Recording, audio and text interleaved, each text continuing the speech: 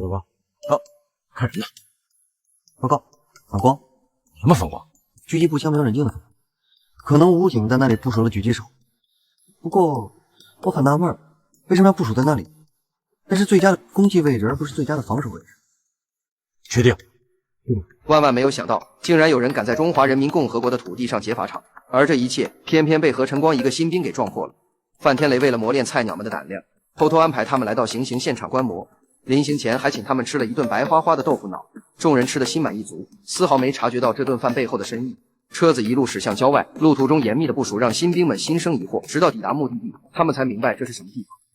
刑场！就连一向自诩天不怕地不怕的飞行员，看清眼前的景象后，也吓得当场腿软。菜鸟们看着现场警戒级别如此之高，都能猜到这次枪决的犯人绝不是普通的卡拉米。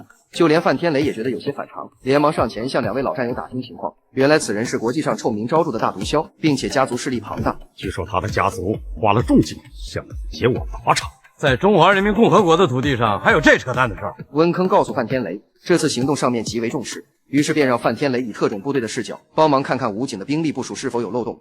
范天雷环顾四周，各种警种齐全，布防严密，几乎滴水不漏。即便是真正的特种部队来了，恐怕也要望而生畏。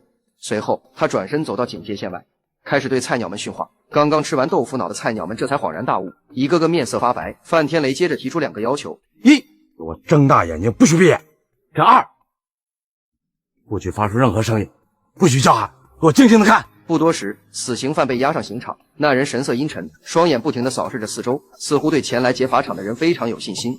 就在所有人等待执行命令时，远处一道反光突然闪过何晨光的眼睛，他下意识地往前迈了2步，目光紧紧锁住那个方向。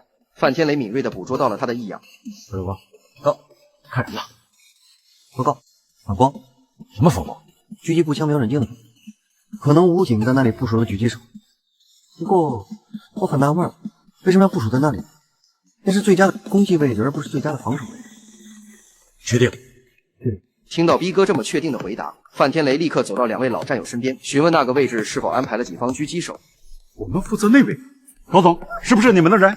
不是，找到了，就在那。在得到否定的答复后，现场武警随即开始对那片区域展开搜索。刑场上的毒枭头目也察觉到了异样，看到自己重金聘请的杀手已经暴露，他眼底最后那点光慢慢暗了下去，随后便低下头不再挣扎。返程的大巴上，呕吐声此起彼伏，有人脸色煞白，有人趴在座椅上直喘气，飞行员痛苦地捂着嘴，一句话也说不出来。二牛瘫在座位上，嘴里喃喃地念叨自己这辈子再也不想吃豆腐脑了。时间来到晚上，食堂里摆着丰盛的晚餐，尤其是那一盘红烧肉，更是香气四溢。可菜鸟们围坐在桌前，谁也没有动筷子，完全不像早上吃豆腐脑那般开心。看到菜鸟们眉头紧锁的样子，范天雷笑着夹起一块红烧肉放进嘴里，并且称赞不止：香，我真有瘦了。吃！